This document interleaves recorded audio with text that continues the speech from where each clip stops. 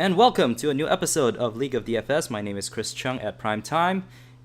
For some of you, you might have seen me make a small appearance on the analyst questions on MSI. That really made my day, even though I really royally screwed up on that day in DFS. But it's very cool to see your name sometimes flash on the broadcast.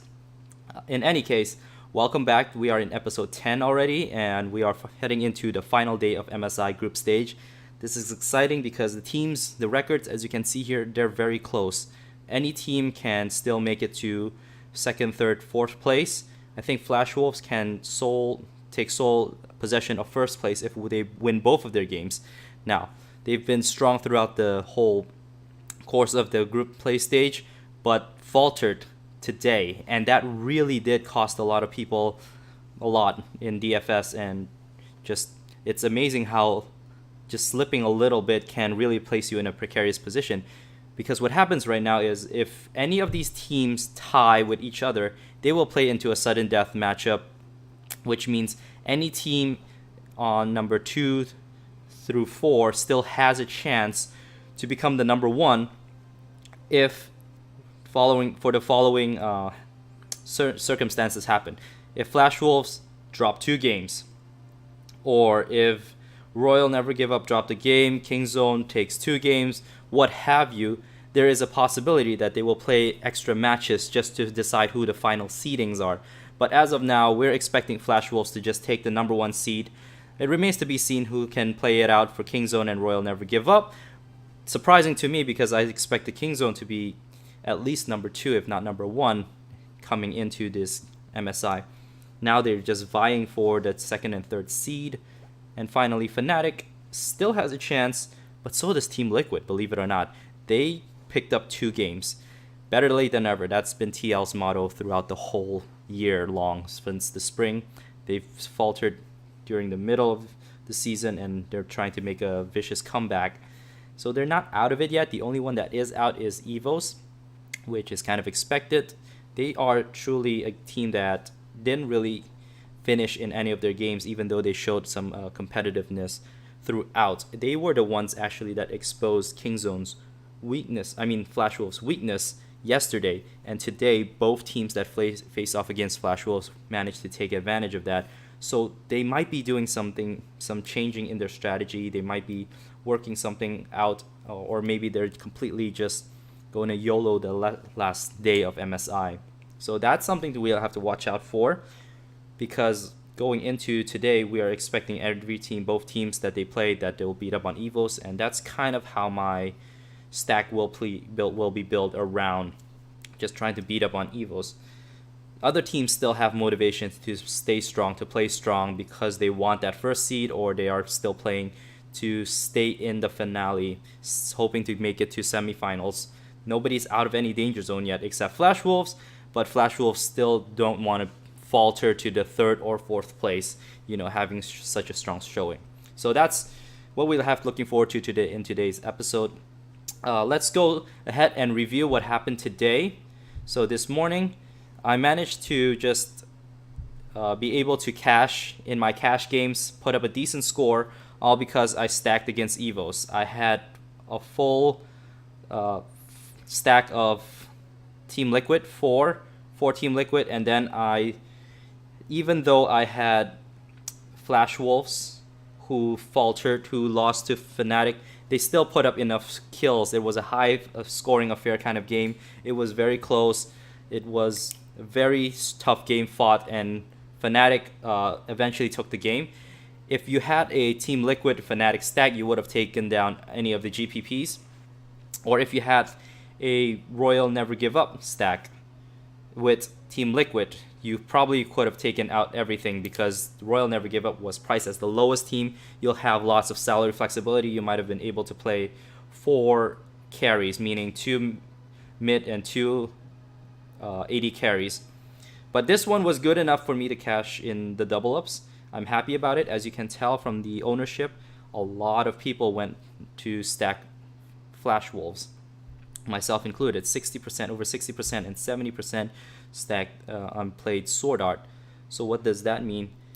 That means once Flash Wolf lost and you're too overweight on them in your roster, you'll likely be outside of the cash bubble, and you had needed another team. I was surprised by myself because I had thought that Team Liquid and Flash Wolves would have been the most popular stack. Looking at these percentages, it did not seem like anyone really stacked up Team Liquid, and maybe it was because of the memories of the first game where Team Liquid actually lost the EVOS. People were too hesitant to stack against EVOS, especially with a weak team like TL. Weak in terms of this mid-season invitational, not necessarily the team themselves. But I held true to the process and followed through, knowing that you play any team against EVOS, even if they lose, they still put up points. It's a high death affair game. It's a high kill affair game. So you always play against EVOS. And going into today, I'm expecting people will correct their mistake, so the edge is no longer there. This was a good day to take advantage of that. Unfortunately, I did not put this lineup in a GPP. I did have another lineup that was in a GPP that scored better than this lineup, but this was my second highest scoring lineup of the day, and I'm pleased with the results. Now, looking into the second slate, this one was more luck than it was actual. This one was more luck than it was actual skill in terms of building the lineup, because I stacked enough King Zone. I had 4 King Zone in my lineup, and that was enough to carry me through the day. Once Royal Never Give Up, Flash Wolf lost to Royal Never Give Up. Flash Wolves, I had a good amount of Flash Wolves, and they were a popular stack too. What was mind-boggling is King Zone was a lower stack. People practically look at the prices, and I've made this warning yesterday that DK actually knows a lot more than what Vegas Odd would put out or what our eyes would tell us a lot of times, especially in League of Legends. Flash Wolves was priced as the second to last lowest team, so you would have the full flexibility of 5 Flash Wolves or 4 Flash Wolves, and that would have cost you just the whole slate. That's where ownership went, and it's important in DFS to pay attention to ownership, even if it's cash, because of how small the contest is. You just give some thought. You don't need to go as in-depth as you want to go for a GPP, but in this case, like I mentioned, because I took the team that played against EVOS, even though they were, despite being the most expensive team, I still went ahead and find a way to stack against them, and that helped. That really bailed me out. I had 4 players from King Zone that actually put up enough points for me to take down a double up. It was even good enough to score in a GPP. Unfortunately, I did not throw this into a GPP. The better options here were if you had stacked Royal Never Give Up with Team Liquid, because they won against their matchup against Fnatic, and that probably was the highest scoring duo stack of the day. So I hope you at the least try to follow that process of playing against EVOS. That's always the high floor way to go. So let's look at today's matchup then, and that's the idea that I'm going with, trying to figure out how I can stack this team against EVOS. We have Royal Never Give Up playing against Royal Never Give Up playing against EVOS. Fnatic will play against King Zone, and Flash Wolves will play against Team Liquid.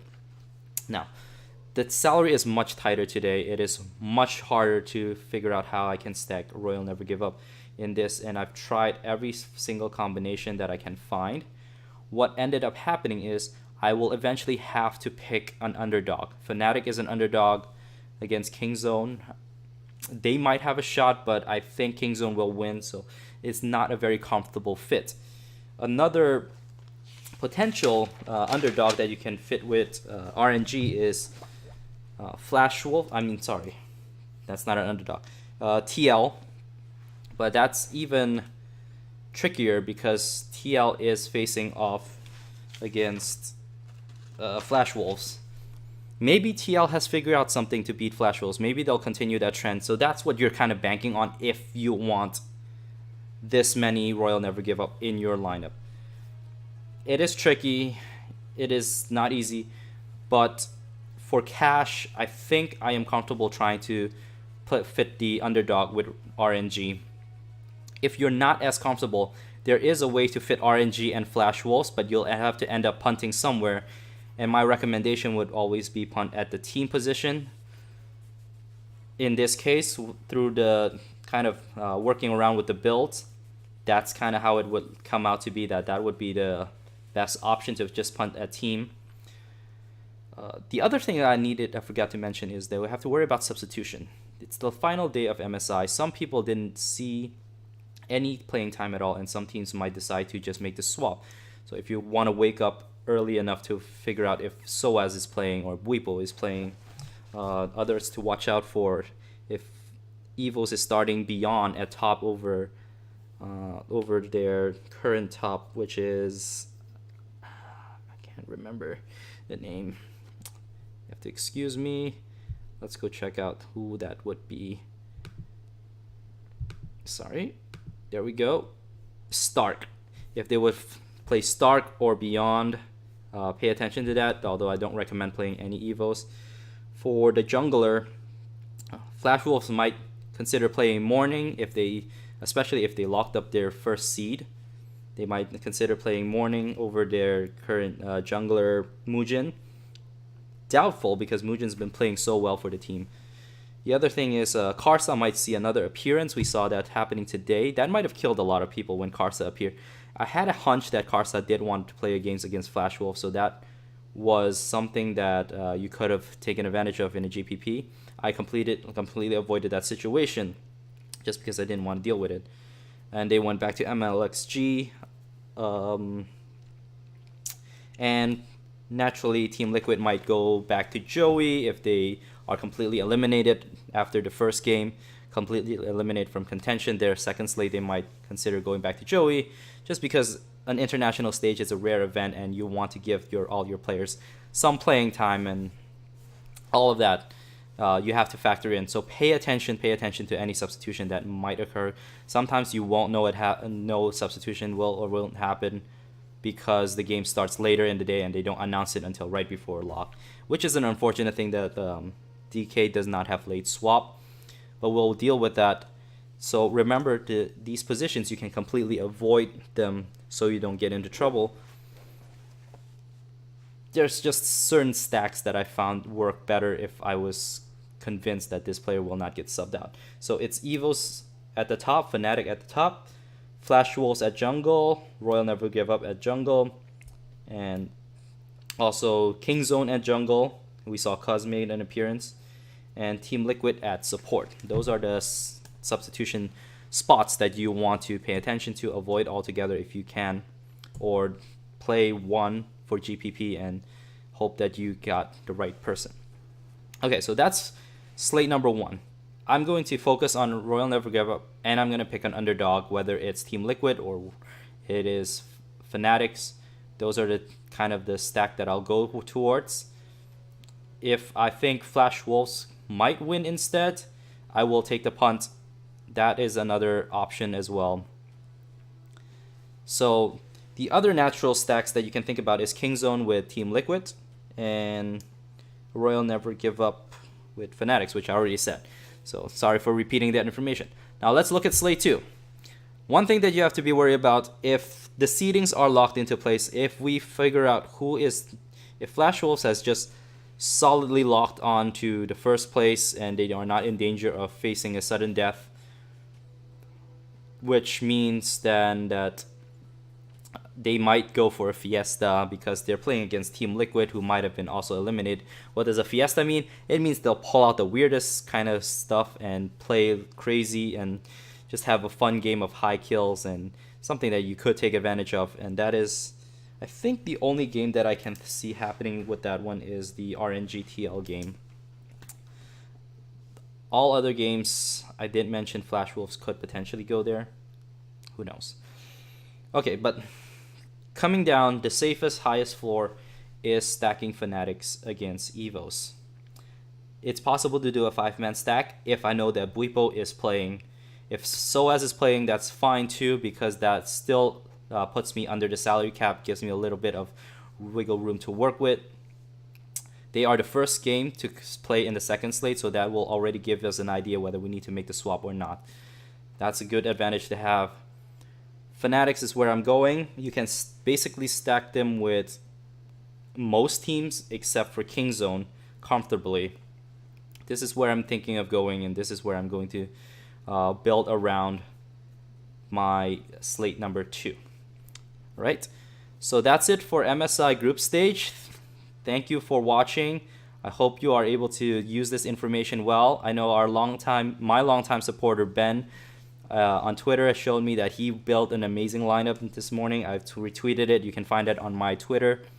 And if you have any suggestions for future shows, how I can improve, what the advice you would like to learn from me, let me know. Put it in the comment section, tweet at me, leave comments in the Twitch video as well if you're on Twitch. And hope you have fun. Enjoy the last day. It'll be fun to watch and see who will make it to the semifinals.